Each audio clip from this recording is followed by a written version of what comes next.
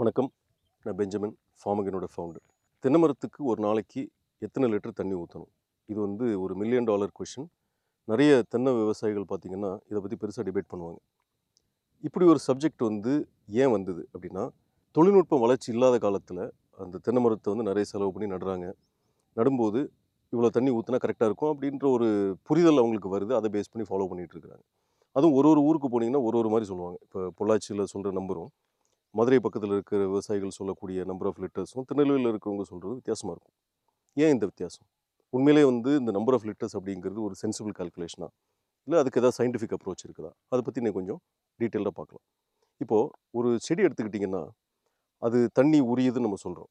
என்ன ரேட்டில் அது தண்ணி உரியும் அப்படின்னா, அந்த செடியோடைய இலைகள் ஃபோட்டோசிந்தசிஸ் நடக்கும்போது டிரான்ஸ்பிரேஷன் அப்படிங்கிற ஒரு ப்ராசஸ் இருக்குது. செடியில் இருக்கக்கூடிய ஈரப்பதம் சூரிய வெளிச்சத்தினால செடியிலேருந்து எஸ்கேப் ஆகுது. இந்த எஸ்கேப் ஆகக்கூடிய ரேஷியோ என்னவோ கிட்டத்தட்ட அதே ரேஷியோவில் தான் பிளான்ட் வந்து நிலத்துலேருந்து தண்ணியை உரியும். அப்போ அதுக்கு வந்து கொஞ்சம் தண்ணி தேவைப்படுது. ரெண்டாவது, தண்ணி வந்து நம்ம நிலத்தில் இருக்கக்கூடிய தண்ணி சூரிய வெளிச்சத்தினால எவாப்பரேட்டும் ஆகுது.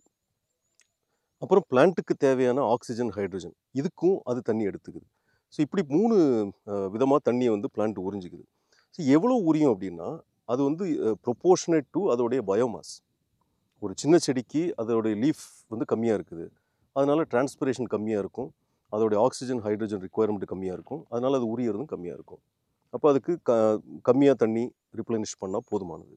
தென்னை மரமோ இல்லை மற்ற மர வகைகள் பார்த்திங்கன்னா, பயோமாஸ் ஜாஸ்தி, அதாவது இலைகள் ஜாஸ்தி. அப்போ அது டிரான்ஸ்பிரேஷன் ஜாஸ்தி, அதோடைய ஆக்சிஜன், ஹைட்ரஜன் ரிக்வயர்மெண்ட் ஜாஸ்தி. அதனால அது எடுக்கக்கூடிய தண்ணியும் அதிகமாக இருக்கும். அப்போ அதுக்கு நிறைய ரிப்ளனிஷ் பண்ண வேண்டியிருக்கும்.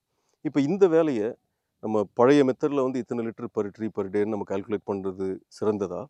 இல்லை எவ்வளோ தண்ணி பயன்படுத்தப்பட்டிருக்கிறது, இல்லை எவாப்பரேட் ஆகிருக்குது அப்படிங்கிறது நம்ம ஆக்சுவலாகவே கால்குலேட் பண்ணிவிட்டு, இன்னும் நெக்ஸ்ட் ஒரு நாளைக்கு வந்து எவ்வளோ தண்ணி தேவைப்படும் அப்படிங்கிற கால்குலேஷனை வந்து ஆர்டிஃபிஷியல் இன்டெலிஜென்ஸ் மூலமாக அசஸ் பண்ணி அது மூலமாக அப்ளை பண்ணுறது பெட்டரா அப்படின்னு பார்த்தா, கண்டிப்பாக எவ்வளோ யூசேஜ் ஆகிருக்குதோ அதை ரிப்ளனிஷ் பண்ணுறதுக்கு நம்ம இரிகேட் பண்ணுறது தான் உத்தமம்.